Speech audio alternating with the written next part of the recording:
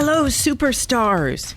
Welcome to the Up Your Creative Genius podcast, where you will gain insight and tips to stomp on the accelerator and blast off to transform your business and your life.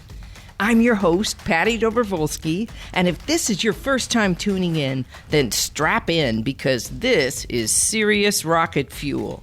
Each week, I interview fellow creative geniuses to help you learn how easy it is to up your creative genius in any part of your life. Hey, everybody. Welcome to Up Your Creative Genius, the podcast. Guess what? We're doing this live today. It's so incredible to be with you. I want to tell you first about her before she starts talking, but hello. Hello, Patty. Oh my gosh. So this is Leigh Anne Taylor Knight. She's the executive director and COO of the DeBruce Foundation in Kansas City. Now, what the DeBruce Foundation is doing some amazing things. Oh, thanks, Patty. They are expanding economic pathways for people in this city and beyond, right? In the whole state. And I want to just say that before she started to do this, which is all about research and helping people discover their agilities and providing them with tools so they can get jobs in the city, right? And elsewhere. She was the assistant superintendent of schools in K through 12. I love that here. And you were an educator forever, weren't you? And you advised in all kinds of national education forums, and you sit on like a billion boards. I'm not gonna list them here, but that's who you are in a nutshell. Yeah. I'm so glad that you're here. Thank you. Oh, a teacher at heart. It is so fun to be here, and it's so fun to have all of you with us. So thank you so much, Patty, for coming to Kansas City and us being actually able to film here. I know, it's fantastic. Now, so I know you as a kind, a generous, an amazing rock star that is changing your community. I mean, that's what you're dedicated to, and you're fortunate enough to have a career in a path where you actually are, that's enabled. And so that was a good job in manifesting that, I would just say, because you're in the sweet spot of who you are, but it's not all of who you are. So tell the audience a little bit about Leigh Anne Taylor Knight. Tell us, did you grow up here, and anything you want to tell about your past, and bring us up to the present. Yeah, thanks. No, I was born and raised in a small town in mid-Missouri, in Fayette, and grew up to parents. Dad was a veterinarian, and mom was busy doing every volunteer job there was. And I think that's probably one of the first places I learned how to pivot was I had a mother who was whatever was the flavor of the day. My mom was in the middle of it. She was leading it and she was doing it. And so I probably saw that along the way. I went to college and thought I was actually going to be designing buildings like the one in which we sit. So have a degree in environmental design, picked up a degree in education along the way, and I started teaching kids and they just caught my heart. And so I, to this day, am still a teacher at heart. So even the work that I do now at the foundation is all about improving the quality of life for others in their near and far environments, and actually developing them so that they have that capability of doing that themselves, right? And so I grew up on a farm. I grew up in a place where it was like, hey, you got to figure out how to make this work in this situation. And so that was instrumental in my teaching and my education leadership career. And I did do a little stint with universities and did some research and those kinds of things, which helped bring me here to the DeBruce Foundation. And she was, I just want to say that she was like a major cheerleader here. So if you ever need a cheer squad, Leigh Anne Taylor Knight is it right here. I'm just saying. She's been mine before when I've been down. But you're like the pep club leader. Like we were our two peas in a pod. We were made to go together. We didn't go to high school together, but we could have. We sure could. Changed world. That's right. Change the world now. Now, so you started off going into this architecture field, the design field. Yes. How did you decide at that point when you had that and you had the education? What happened at that? And how did you reconcile that with yourself for what you'd invested already? Yeah, I really kept thinking about the job I really want to have is I want to be at this university and helping other students to get excited about what they are doing and then be a dean of students and a chancellor. And so I was kind of looking at that career ladder and realizing, well, well, in order to do that, you actually have to be a teacher in the classroom too. So I was like, okay, I'll go get my doctorate in environmental design. Truly was headed to Texas Tech. I was coming out of Mizzou and headed there to Texas Tech. And then there was this opportunity that came for me to go ahead and teach in Columbia Public Schools when I was getting there and getting this second degree in education. And I just took it up and I started working with students who had been at our alternative school. And these were kids who had been left, basically nothing had worked for them. That's right. They were the kids who, no middle school, no junior high, no high school, nothing had worked for them.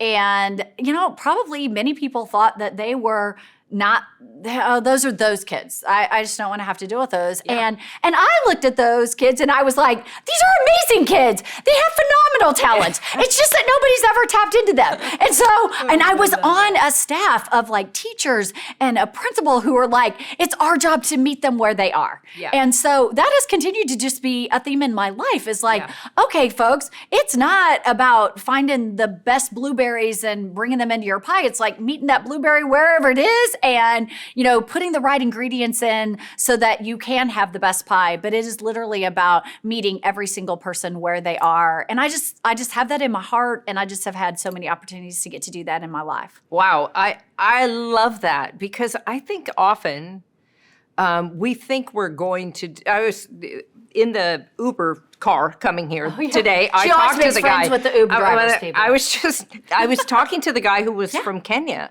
and he was asking me. I was talking about my father, who had been a concrete guy, right, a civil engineer, because he was studying to be a civil engineer, and so we were talking about how do you get on a career track to become something, and then what do you do when you there are expectations of you to be one thing or another. Did you have any of that in your family to deal with? That, they had an expectation of what you would do or who you'd become? Yeah, well, I probably did grow up in a family that always said, not, are you going to college, but where are you going to college? So I did grow up in one of those families. However, the mold broke after me, the first child, going through because the second child took a different trajectory and went through the military. And the third child took 7 years to get through college. So really, we all were like, well, we're not really doing what we're supposed to be doing, you know? Right. So there might have been some of that, but definitely I certainly felt along the way that there was an expectation. I've always believed this. I mean, this is at the heart of my faith, which is to those who much is given, much is expected. Yep. And so I am grateful to God for the gifts and the people with who he has surrounded me with in my lifetime. And so one of the things, though, that goes with that is never miss an opportunity. So if somebody said, well, I don't know, would you like to try this? Would you? And that's what happened to me along the way is somebody said, oh, we have this job in Kansas City. We would love to have you come and think about this job in Kansas City. Well, I'm not really thinking about going to Kansas City. I'm going to move to North Carolina. Well, no. It's a great opportunity. And so I have had people along the way who've said, we'll never miss the opportunity to at least have the conversation. Yeah. And that's how I have pivoted into different places is because I'm not afraid to go have the conversation if somebody says this could be a unique opportunity for you. And I would really encourage those of you who are listening and watching to like basically have your ears open. That's right. Like listen for those opportunities. Yeah. That's happened to you, that's Patty. the really, honestly, it's the mystery and the joy of life is that if you're like a detective out there following the clues, but you have to be aware of the clues that you're looking for, right? You have to understand what it is that you're capable of, which you did, right? You knew, okay, I've got this educational piece together, I've got these other things, and I'm gonna go and do something and change the world. You had a good role model for that too. But one of the things I wondered is, how did you get to the DeBruce Foundation? Like, how did you end up in that? Because I met you right after you started there. That's when we met. Yeah. So, and I had no idea. I thought you'd been there for years. That's how you were in the room. So how did you pivot into that? Well, this is one of those, again, I was running a research consortium covering a bi-state area, and somebody said to me, they're like, "Hey, have you seen that the DeBruce Foundation needs some researchers in education and economics?" And I was like, "Oh, I have a whole group of researchers in education and economics." But I was like, "Who is the DeBruce Foundation?" So like, who are they? Very, very small footprint. Couldn't really find anything, but I found a phone number, and I was like, "Ring, ring, ring. Hello." And I get, press number 1 if you want to speak with this person. Press number 2 if you want to speak with this person. Press number 3 if you want to speak with Mr. DeBruce. I was like, "Oh, Mr. DeBruce, his name's on the foundation. 3, done." And the next thing I knew, I was speaking with him. And that, would be, right. So that would be my, I always ask the question, like, what's the worst thing that could happen? They don't answer the phone. They say they won't speak with you. They say they won't meet with you. You have an idea to present. Exactly. They say they don't like the idea. What is the worst case scenario? And then go, well, can I live through that? Pfft, absolutely. So, I can live through if nobody answers the phone or nobody picks it up. And so literally that's how I came to find out about what they were doing. And then it really was key to think about, okay, hey, what are they doing? Hey, there are some strengths and some talents and some experiences that I have that could be value add to that. And then really it was about Mr. DeBruce and others seeing that You're a good fit. Yeah, part of it's being in the right place at the right time, but definitely. And Well, wait. Let's just roll back because you picked up the phone and you made the call and you pressed 3. Yeah. And that, I think, I think that we are often so afraid to really go out there on the limb and take that risk. But that's what makes the difference. That's the call. That's going to the audition or going and calling the editor or getting on the phone with somebody who you think is going to take over your social media and getting a one-on-one conversation with them. Anytime you want to change something, you got to put yourself out there. And you're like such a great role model for that because you put yourself out there all the time. I mean, you're well put together, no doubt, but you do like walk a fine line of getting people to be real and talk about real things. yeah, and you also have to celebrate the failures. One of the things we say around here is we're going to make mistakes, but we need to learn from them.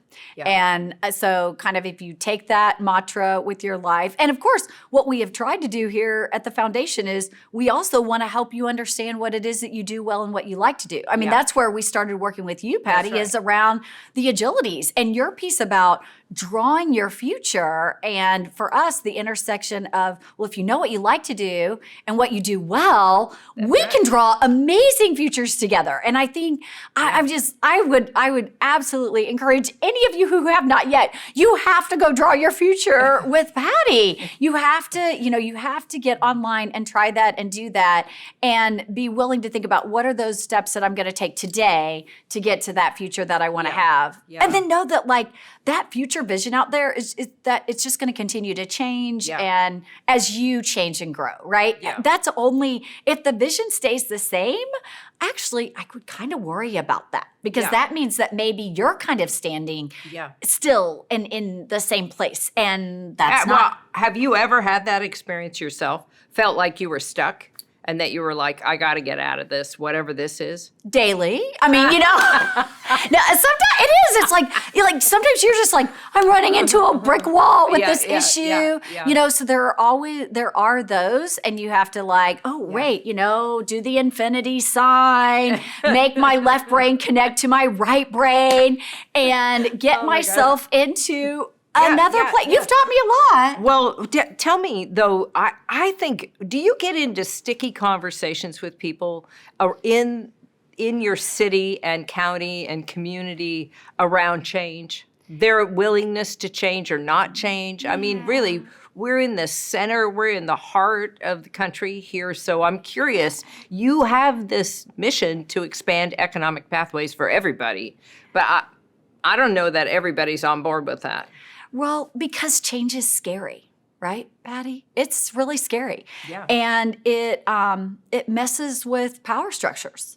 anytime you think about change, then you think about status quo and you think about certain things changing and some people losing power and other people gaining power. And, that's where in the space of how much can you think about being in a life of abundance and not scarcity? And how can you kind of thwart back that scarcity mindset and think about, early on in college, sometimes someone said to me, you don't have to step on someone else to get ahead. Yep. And there's enough out there for everyone. And I can remember being in college, hearing another female leader talk about that. And I thought, you know what? She is exactly right. I don't have to step on somebody else to get there. And there's enough out there for everyone. So my job is to just help get that word out, and and that state of consciousness out, because I don't think everybody sees it that way. I think people still are holding on to their little parcel and their things and their old ways of thinking, and I see like this huge divide. And what I love about what you're doing is that you're trying to bridge that gap. You're trying to bridge it in education. You're trying to bridge it in opportunity. You're trying to bridge it in really what I see as consciousness, really the consciousness of a community. Like it has a consciousness, Kansas City. Yes. And so part of unwrapping that, I think, what's challenging about that for you? What has been challenging? Yeah, so I think you laugh when I say that because I'm like, I'm going to ask a question about challenge. Well, that's a challenging question, Patty. I'll tell you what is challenging is just basically there is gravity, I think, for people, again, to stay in the space of comfort. So I have to always think about like what spins me out of that, what'll take me out of that. And youth are very important in my life. Yeah. Anybody who knows me, I've spent a lifetime thinking about how to help them even contribute back to what it's going to be. And so they are always good about helping you spin out of that gravity, helping you think about how do you launch and think in new ways and different ways. But the same applies to other groups too. Most people recognize that if someone will just sit and listen to them, just like you're doing now, or just like people are listening now to us, there's never been a person who will not, sit down and tell me their story or sit down and tell me what their concern is with something. If I will be disciplined enough to listen. Yeah. And so and listen without having an opinion about what they're saying or making judgment about it. I think this is the time that we live in where we have to really suspend judgment. And I think as we learn and grow more into understanding what trauma that we inflict unbeknownst to ourselves in small and large ways, that we understand what we've been through and how that impacts how we engage with other people, and how can we, I guess, I came from a family like yours where my mother was like, on everything. She, built a pathway for other people. So if we can continue to focus on that, that's incredible and it's important. Who do you surround yourself with in your community and your life that are in that inner circle that can really be your own pep squad? Yeah. Like, who do you have? So diversity of that network is extremely important. Yes. And so there are people from family, there are people from neighborhoods, there are people from church, there are people here at work, there are people who have come from similar walks of life as I have, there are people who have come from very different walks of life as I have, than I have. And so I do tend to be a person who has a multitude of networks. It's not just one network for me, it is a multitude of networks. And then I have heeded the advice over time of people saying to have a personal board of directors. And those are the people who you can go to who will be completely honest with you about what you're feeling and what you're thinking and what you're projecting. And will really, the existentialists, just hold up the mirror and say, just take a look right now at what you just said to me and, reflect that back. But I think the key for me has been to not just have a network, but to have a multitude of networks and for people to be from diverse backgrounds and diverse experiences. Because then it expands your capacity to understand, I think, right? Then you feel like, I think my experience is that I feel like then it's one story. It's everybody's individual story, but we're in the bigger picture of the story of life, right? Right. And so when you are in your, how do you manage all the stuff that you do? Like you're here, right, at DeBruce, but you oversee all, and you sit in on all these other meetings with these small startups here too. So say a little bit about that, and were there any challenges in you starting to do that as a leader? Yes, this has been first of all, before being here, I've never worked in a foundation. I've never worked in philanthropy before. So that's been an interesting journey because I had to learn about philanthropy. It's like, I've never been in that space. And then our philanthropy is actually funded by way of a host of companies that the generosity of such as that those profits, but that's a profit driven kind of a world. And so learning about different companies, the different industries, the different sectors in which they are, and just learning about how to have that mindset about things has been a very interesting journey for me. And it's been about asking questions, right? Yeah. So it's like, I don't know. So I do a lot of things. I read a lot of things, read, ask a lot of questions. I mean, one day I got sent home with like 5 books about pricing so that I could, crash course in economics. I'm like, I don't know if we were entering a market, we're going to price something. And so, it was lots of chocolate and lots of colored pencils and lots of tabs and everything that I used that weekend to crash course on, pricing just because. But for me, that's exciting. Yeah. And the more I learn about something like that, the better I can help and mentor other people who are having to think about that, share resources with them because I'm resource aware. I love that. And also do associative thinking and bring that back into like, this is where this fits and might help with this board that I'm serving on this organization. Yeah. Or, this is where this fits and might help with our foundation. Or, this is where it fits and might help our church do something or my neighborhood do something. Yeah, I love that. I love that. And when you do that, when you bring it back to all those different things, when you sit back, like, what do you see as the vision for you, for your future? What's in that picture? Like, what do you want? You've already had this amazing legacy of things you've done. But what do you still want to do that you feel like if I just do that thing is going to really make a difference? Oh, gosh, Patty, that's the most challenging question you've asked me all day. She knows that I have ideation in my top 5, and so I'm she like... She can come up with 54 yes, billion that's right. ideas I have lots right here, of but I'm things. asking you to come up with one. Maybe 3 would be okay. No, I would like to do all kinds of things. But, You mean that cooking show that we're going to start? Well, I was going to say, that I do want to be a culinary artist, food, Just watch for that. Foodie. That's going to happen. I know that's going to happen. Somewhere in that channel, that is absolutely going to happen. That is going to be on there, and absolutely, I think the other thing is even where I sit today, we as a foundation have a lot of ways to go, and so looking for the right strategic partners and the kinds of things that are going to happen, so that we can expand pathways to economic growth and opportunity. And then, the third thing is I'm always on the lookout because I am a person who likes to see what all the other opportunities are, that are going to be out there. I think this current position feeds my soul in that way because we do have lots of different opportunities that we can do by way of the foundation, by way of the business route. And I love it. And you get to put your research mind to work every single day. Like you're always looking at the numbers. Like that. What I love about her is that she wanted to have so many.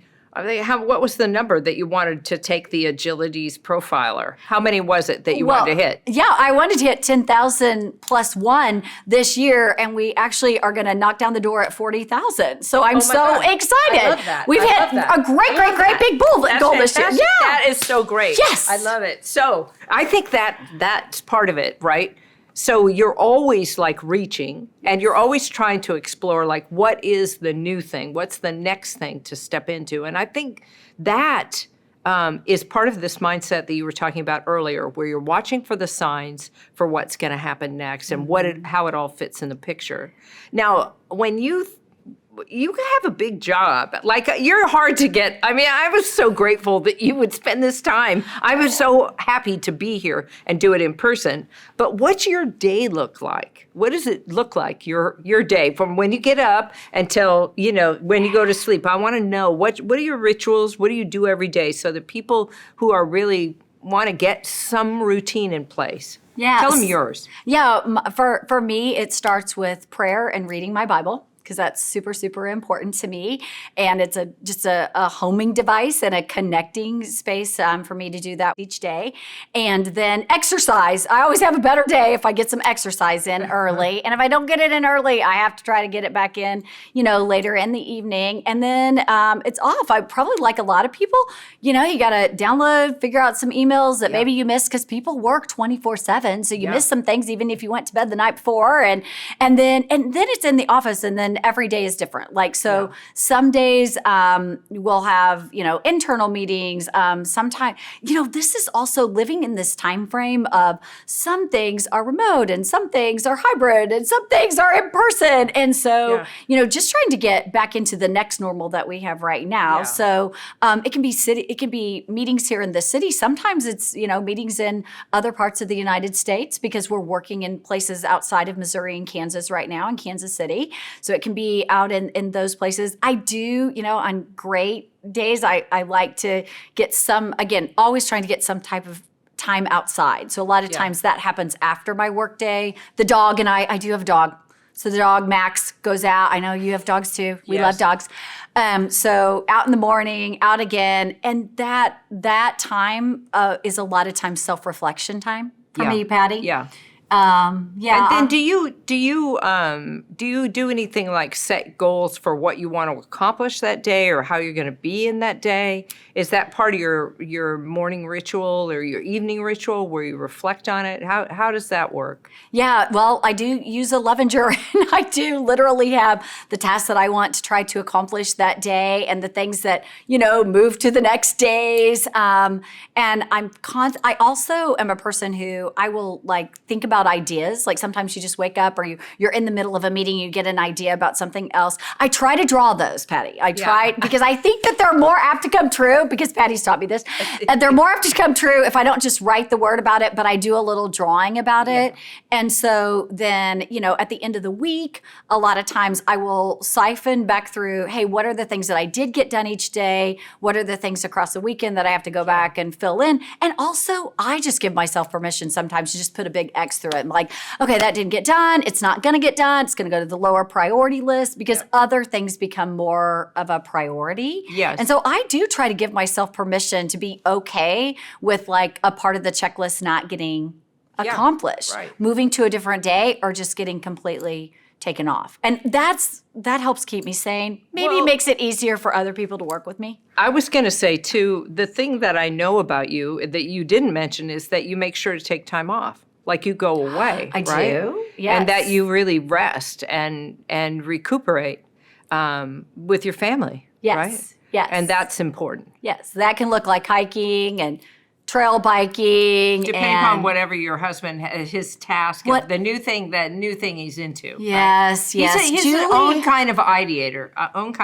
Yes. Patty and I have partners in life who are obviously taking us on new and different adventures all the time. And part of that too is just say yes, just learn something new. You have to be my thing is, because I used to always say no first. I would say no, I don't want to do that. No, and then I had to train myself. You're like a puppy you're a puppy in the car, and you're going to do this. It's going to happen. You can make it happen. You can go. And then I would always have a fantastic time, because it would take me out of my comfort zone. Yeah. Well, I love spending this time with you. Now tell me, and tell our listeners too, what tips do you have for them about how they can pivot, or what to do when they're up against a challenge, to get through it and to step into more of themselves, or their authentic self, or their future?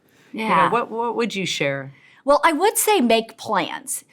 Just be willing for those plans to actually change, So, but I think you should make plans and work hard and be honest. We say here at the DeBruce Foundation, #TruthWorks. Yep. So make plans, work hard, be honest, leave the results to the Lord. That's what I tend to do.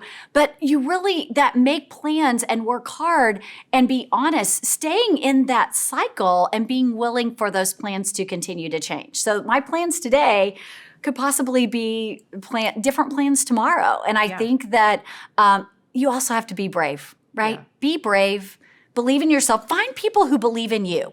I bet that, I really cannot take credit for where I am today. I really have to give that credit back to the people who have believed in me. And I will also, and if you have people who don't believe in you, if you are with people who are, sometimes people talk about a toxic culture or a place that get out.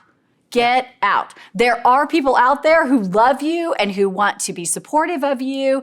And who will help you. Who will help you. Yeah. And I think that's the other thing is don't be afraid to pick up the phone and ask somebody for help. I mean, so many people, other people who you've interviewed, Patty, have talked about, we think that people are not accessible. And the reality is many, many people are much more accessible than you think they are. Yeah. But you do have to take the initiative. And so be confident and do that. Yes, I love that. And I think I tell people that all the time because I remember reading a really fantastic book and I thought, I wonder if that woman has an AOL account. And I, just wrote her an email and sure enough, she wrote me right back. And that showed me that I could do that with anyone. And somebody called me yesterday from Kuwait in a car. It was the middle of the night. He was driving to his job and he wanted to know how could he show people how to draw their future. And I was like, oh man, here's the code for my class. I want you to come and do that. And then let me help you to do that. Because I think this is the thing. If you're brave enough to reach out to somebody, they will respond. They will respond. Mm-hmm. And that's how we met. And I just love that somebody connected us and I drew for the DeBruce Foundation, and then the rest is history. I mean, I can't think of a better collaboration than the one that I have with you and the DeBruce Foundation. And everybody that works here, I love them. So we are so grateful for you, too. And we're so grateful for the audience who's here with us today. Yes, thank you so much. Because you're investing in yourself. We think that's fantastic. Exactly. So thank you again for all your time. And, if you like this, of course, share it with your friends because that's the way we get the word out about what's happening in Kansas City because things are going down here. They're coming up from the base and we're going to change right here in this city. So thank you so much, Leigh Anne. You're awesome and amazing. Thank you, Patty. Thanks so much for listening today. Be sure to DM me on Instagram your feedback or takeaways from today's episode on Up Your Creative Genius. Then join me next week for more rocket fuel. Remember, you are the superstar of your universe, and the world needs what you have to bring. So get busy, get out, and up your creative genius. And no matter where you are in the universe, here's some big love from yours truly, Patty Dobrovolsky, and the Up Your Creative Genius podcast. That's a wrap.